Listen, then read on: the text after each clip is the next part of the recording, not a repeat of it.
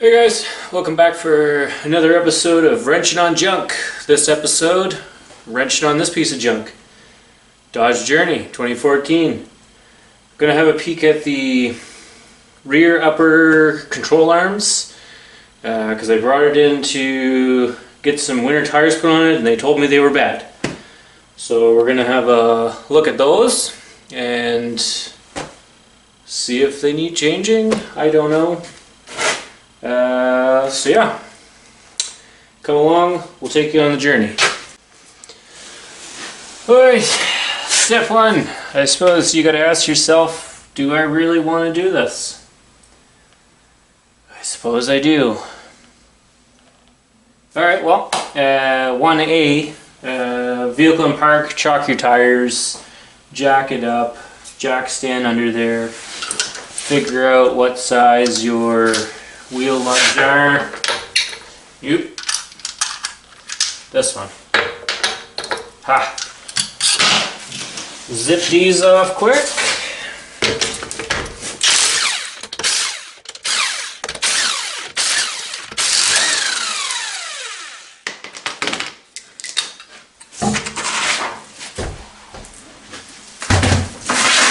Safety.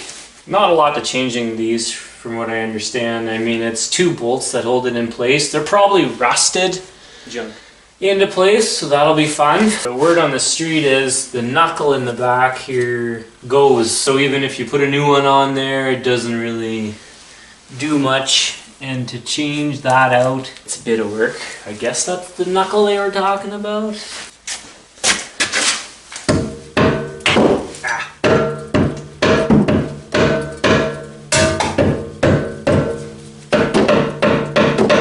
Junk.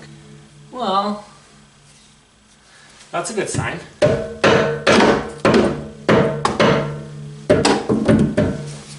I'm not seeing any play. Everything else about this looks terrible. Upper, lower control arms in the rear end.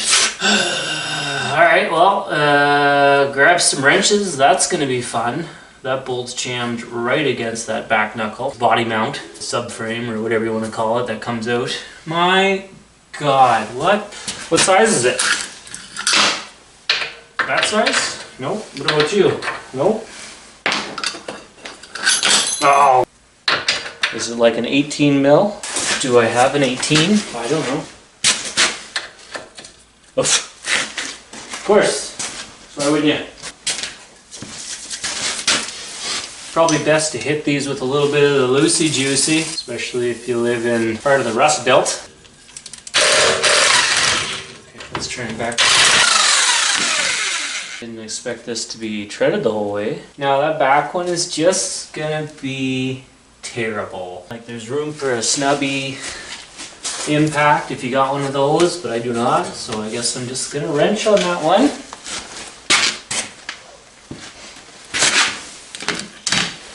Now I'm doing this just completely the wrong way. Is it just me, or is everybody else always missing the size that they need? Grab your handy 18 millimeter wrench. Well, no, you come on. Try and hit it from a different angle. That way apparently isn't gonna work. Oh. Ow, fuck. Junk.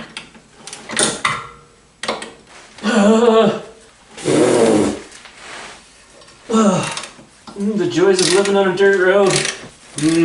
My favorite kind. You get, ow, a quarter of a turn. Well, that is really loose.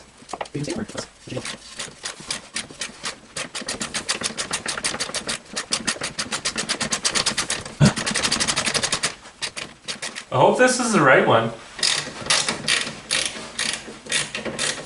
So is this gonna come out now, or? Okay. That was pretty easy. And you can see that? I don't think it's supposed to move that much. And let's look at this bugger here. So that one doesn't bend. Pre-alignment checks. Alignment equipment. Oh dear. Oh yeah, so I'm going about this the complete wrong way. I don't even have an alignment booked, so I could be driving on this for a while. So step 0, maybe book an alignment, make sure you can get in. Fully adjustable by first installing the bolt at the body. Do not tighten. Install the arm to the spindle, but do not tighten. Place to a time limit. Alignment equipment recompensate. Watch for alignment readings. Adjust the camber by loosening the jam nuts and turning the centerpiece. That's slick. Okay. And we're just gonna eyeball it. Get your 6 mil. We're tightening the piss out of that so it'll never come out. Goal is to loosen these a little bit so they move. Let's see. Yeah. See that?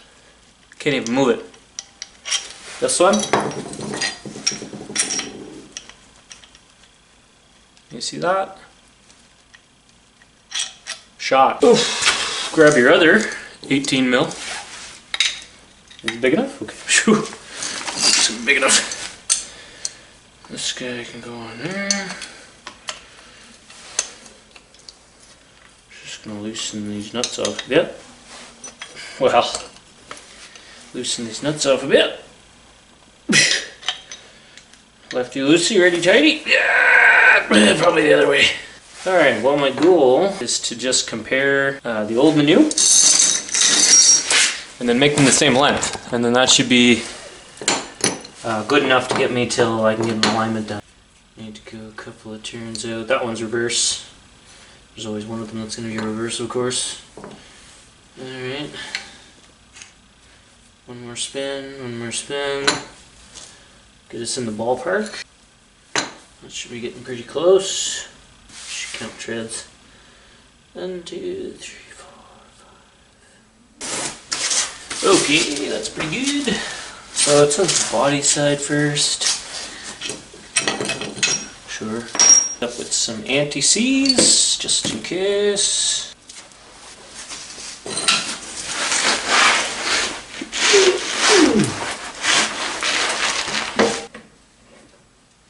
Are you on yet? No. Wow, yeah. That's fine. Alright. We'll get it started from up here, yeah? Cross-threaded? Yeah. Check. Hit it with the impact? Yep. I wonder when we can fit over here.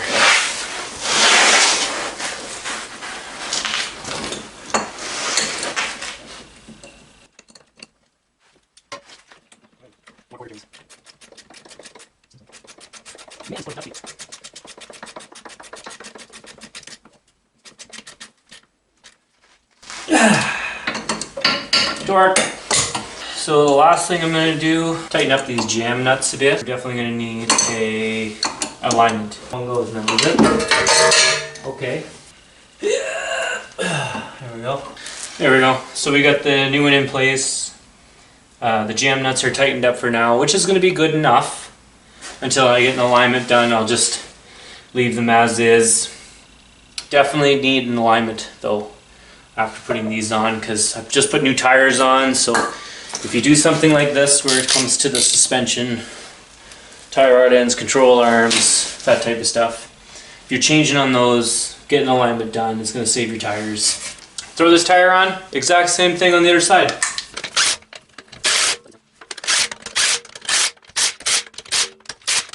Alright, like I said, exact same thing on the other side, and then taking it in for an alignment will be the next step. Kneeling on a power cord.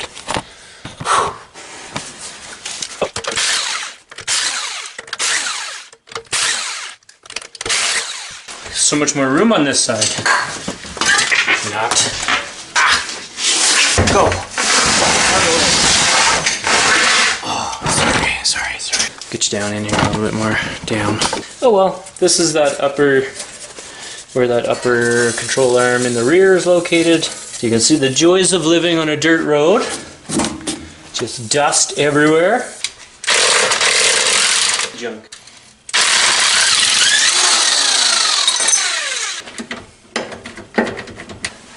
Quarter turns. Love them. Oh, junk. Well, just help me understand. Oof. Okay, so here's the story. Between the oil filter housing and these upper control arms, the shop quoted me at $2,044. Alright, after I picked up all the parts that I needed from various places, Rock Auto being one of them, control arms $144 for the two of them, plus the oil filter housing, which was $167. So I'm looking at $300 plus a few jugs of antifreeze for top up, so another $50, so $350 in parts plus 4 hours. No, sorry. This was an hour and a half plus the oil filter housing was 4 hours, so 5.5 hours, and I saved. Oh, what did I say? $350. So like $1650 in parts. Plus, I did the spark plugs, which need to be done anyway. So I did the spark plugs, control arms, oil filter housing, all for less than a quarter of the quote that they gave me. That's why I do all this, is to save that money. And all you need is a few basic tools, and you could really stock your garage really quickly by buying a different tool every time you do one of these jobs, and before long you'll have everything you need and you'll still be saving money. So I'm Mike, this is Wrenching on Junk. Thanks for watching. Don't forget to subscribe.